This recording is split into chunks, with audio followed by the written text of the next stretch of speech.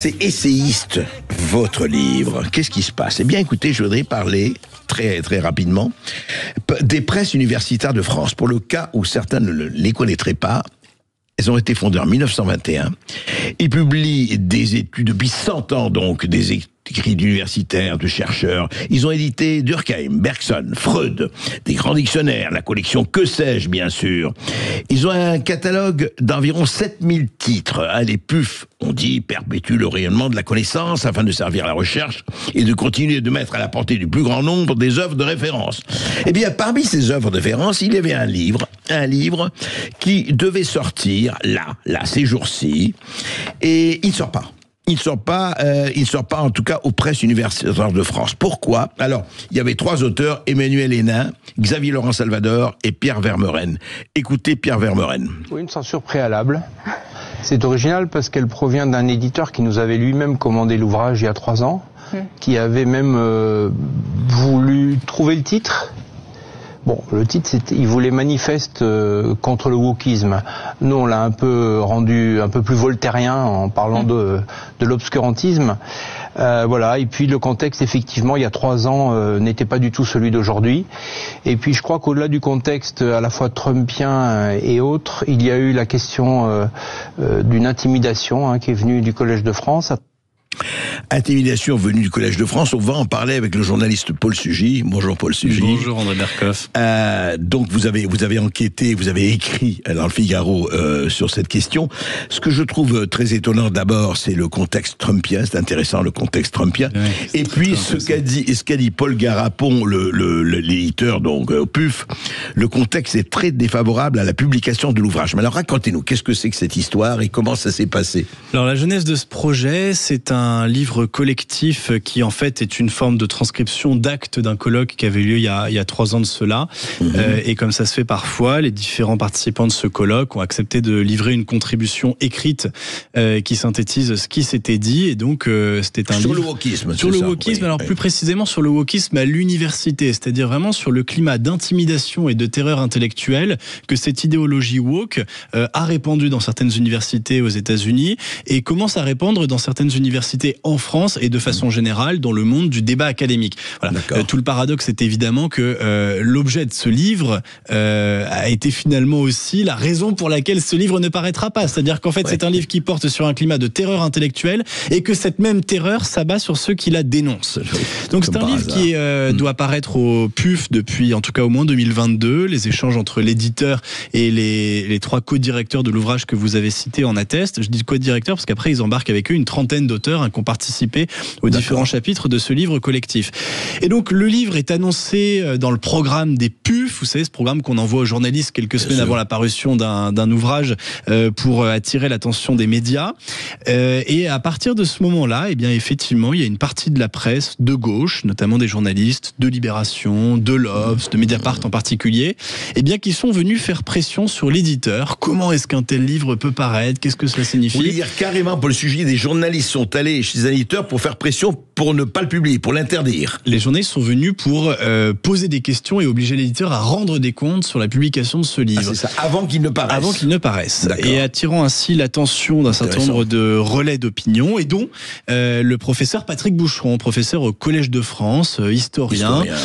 Patrick Boucheron, que je connais bien pour avoir publié un très long portrait de lui dans les colonnes du Figaro il y a quelques semaines, parce qu'il s'est fait connaître autour de lui parmi ses pairs, et y compris d'ailleurs parmi certaines personnes qui partagent parfois un certain nombre de ses idées, mais comme véritablement, je crois, un exemple archétypique de ce que c'est qu'un mandarin, c'est-à-dire une personnalité influente dans le monde universitaire, qui fait régner autour de lui un climat d'intimidation et un peu aussi de courtisanerie, c'est-à-dire que Patrick Boucheron est quelqu'un qui estime qu'il doit être entouré d'un aréopage de courtisans. Certains même m'ont dit au sein de l'université, il faut lui baiser la babouche, et quand on a le malheur de lui déplaire, eh bien on peut s'attirer ses foudres, et ça peut aller jusqu'à la suppression d'un ouvrage. Comme tous ces mandarins, mais justement, lui, il a de la France aussi, il faut le dire, ou de l'histoire de France, une vision particulière. Il faut rappeler Patrick Boucheron. Patrick Boucheron est notamment effectivement le directeur de l'histoire mondiale de la France, qui était un livre paru, je crois, en 2017, qui remettait en cause le récit national, en fait, en défendant une thèse complètement inverse, qui était celle qu'au fond, la France ne serait rien sans le reste du monde.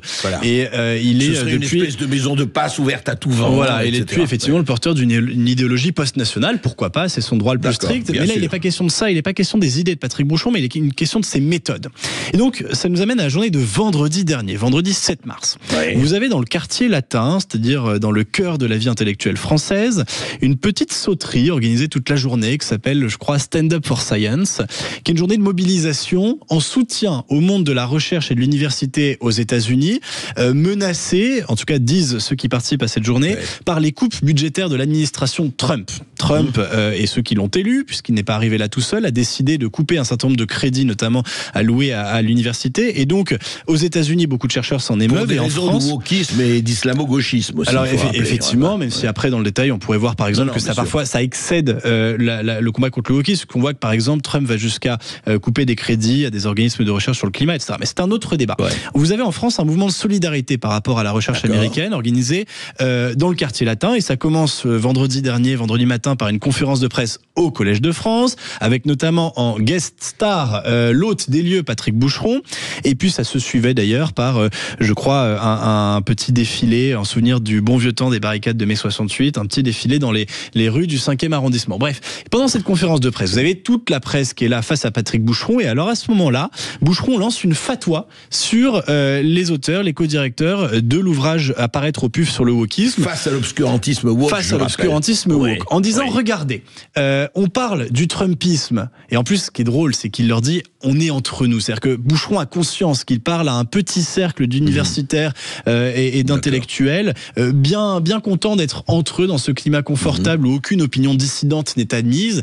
Et alors, il leur dit, mais ouvrez la télévision, vous voyez, le Trumpisme, ça existe aussi chez nous. Et d'ailleurs, il y a un livre à paraître au PUF, et il répète ça 3 fois, au PUF, Presse sur universitaire de France, je rappelle. Voilà, bien comprendre que si Patrick Boucheron insiste avec autant de véhémence sur la parution de cet ouvrage, c'est que les presses universitaires de France, comme vous l'avez très bien dit, André, au début de votre émission, c'est un éditeur prestigieux qui édite depuis plus d'un siècle un certain nombre d'universitaires et de personnalités du monde académique qui ont marqué l'histoire de la pensée. Donc Boucheron dit, c'est pas possible. Et donc Boucheron dit, au fond, c'est chez nous, c'est dans notre petit écosystème intellectuel, et on ne veut pas de cette pensée-là, de cette dénonciation du wokisme chez nous. Et ensuite, voilà, Boucheron dit, le vrai danger, c'est Trump, c'est pas le wokisme, et ceux qui parlent du wokisme sont il dit des idiots utiles. Vous voyez qu'un universitaire en insulte d'autres, puisque ceux qui dirigeaient l'ouvrage sont tous trois professeurs à l'université, Xavier Laurent Salvador, Emmanuel Hénin et Pierre Vermeuren. Et donc, c'est un universitaire qui dit, au fond, mes collègues sont des idiots. On appréciera l'élégance du verbe. Et puis, ce livre ne devrait pas paraître. Et donc, à la suite de cela, eh bien, les journalistes qui s'étaient intéressés à la parution à venir de ce livre ont insisté dans leurs questions auprès de l'éditeur, contraignant donc les presses universitaires de France qui, prenant cette décision, n'ont pas fait preuve d'un très grand courage, contraignant donc l'éditeur à renoncer à la publication du livre, ou en tout cas à surseoir, ce qui veut bien dire ce que ça veut dire. Oui, ça veut dire on le fait pas maintenant et plus tard on verra. Non mais pour le sujet, moi c'est ça, ce qui me paraît d'ailleurs très préoccupant, plus que préoccupant, c'est d'abord que Patrick Boucheron peut très bien dire ce livre apparaît, c'est un livre tissé d'idiotie, etc. Ce qui est son droit, mais de dire il ne doit pas paraître. Est-ce qu'il a dit, Boucheron, ce livre ne devrait pas paraître? Il ne dit pas ça doit pas paraître. Il attire l'attention des journalistes qui ensuite, vous voyez, c'est vraiment, il faut comprendre, la machine à censure de la gauche intellectuelle et médiatique, c'est comme ça. Il y a des personnes qui désignent la cible. Boucheron désigne la cible. Il dit, mais comment est-ce qu'on peut accepter ça? Les autres et vous avez les journalistes qui embrayent et qui harcèlent de questions, etc. Je crois comprendre, même si il faudra peut-être leur poser la question, mais je crois comprendre qu'au sein de la maison d'édition des presses universitaires de France, c'est davantage la direction de la communication qui a pris la décision de suspendre le livre que l'éditeur lui-même. En tout cas, le but était de protéger la maison face aux polémiques à venir. Oui, j'aimerais insister. Pardon. Mais c'est là que grave. J'allais dire que l'histoire de Patrick Boucheron, c'est quand l'éditeur Paul Garapon dit le contexte est très défavorable à la publication de l'ouvrage. c'est quand même grave. Je veux dire qu'un éditeur pourrait dire, enfin je ne sais pas, moi je suis éditeur, j'ai été éditeur pendant 20 ans dans diverses maisons d'édition, mais il y en a d'autres, pourraient dire, écoutez, il y a cela, moi nous publions le bouquin, nous l'avons prévu, maintenant chacun est libre de dire ce qu'il pense, mais enfin l'acte de dire je déprogramme et je ne sais pas si je vais le publier est quand même un acte extrêmement grave pour un éditeur. D'autres, pas puf ou pas puf. Ouais. D'autant plus que Paul Garapon, en l'occurrence, c'est celui qui a vraiment accompagné cet ouvrage depuis le début. Pierre Vermeulen l'a dit dans l'extrait que vous avez partagé, c'est lui qui en avait trouvé le titre. Donc c'est qu'il croyait à cet ouvrage. Alors quand il invoque le contexte, on comprend bien que le contexte c'est Trump. C'est intéressant. Et ça veut dire que le mouvement porté par les électeurs américains aux États-Unis, d'émancipation par rapport à une idéologie qui a imposé la pensée unique dans le monde, notamment universitaire pendant des années, eh bien ce mouvement-là crée les effets inverses en France. C'est-à-dire qu'on a une espèce de McCarthyisme inversé, où celui qui, pour une raison valable ou non fondée, passera pour trumpiste, eh bien sera lui-même censuré, parce que il y a en fait en France, dans le petit milieu intellectuel universitaire, dans toute la France, il y a cette espèce de démonstration de vertu qui consiste à dire, regardez, nous on est des purs, on n'est pas comptable de ce qui se passe aux États-Unis avec la vague Trump, et même on va s'en prémunir encore plus violemment. On va être plus wokiste encore et plus que jamais. Exactement. C'est l'effet indésirable de la vague Trump, c'est que pour l'instant, en France, eh bien, ça accompagne un mouvement de censure encore plus fort. J'aimerais dire une deuxième chose. On parle du Collège de France. Le Collège de France, bon, je vais pas vous faire toute l'histoire, mais c'est une institution qui est créée par François Ier pour faire un contrepoids au pouvoir de la Sorbonne. Et donc, c'est une manière de dire pour le politique, on aimerait reprendre un peu en main la vie intellectuelle avec une inféodation plus grande du Collège de France au pouvoir politique. C'est pas la première fois que le Collège de France intervient dans la publication de ce livre.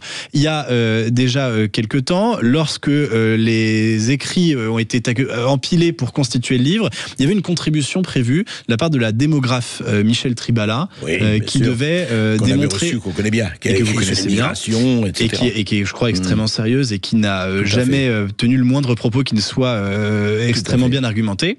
Et donc Michel Tribala voulait remettre en cause un certain nombre de thèses défendues notamment par François Héran, qui, et c'est la vie universitaire qui veut ça, défend des idées adverses. Et François Héran est un professeur du Collège de France. Eh bien, l'éditeur des PUF, là encore, de peur de déplaire au Collège de France, a déjà exigé des co-directeurs de l'ouvrage que Michel Tribala ne soit pas dans le livre. Vous voyez, on enlève un auteur, et puis ensuite on enlève tout le livre, parce qu'il ne faut pas se fâcher avec le Collège de France. Mais je crois que ce qui est encore plus grave, je le dis, je le répète, justement, vous ajoutez de l'eau à notre moulin, Paul Sugy, c'est la peur. Il est impossible que la peur, à ce niveau-là, on n'est pas occupé par qui que ce soit aujourd'hui, j'espère qu'on ne le sera plus jamais, mais que la peur amène un éditeur à dire, ah là là, oui, on va plus supprimer telle chose.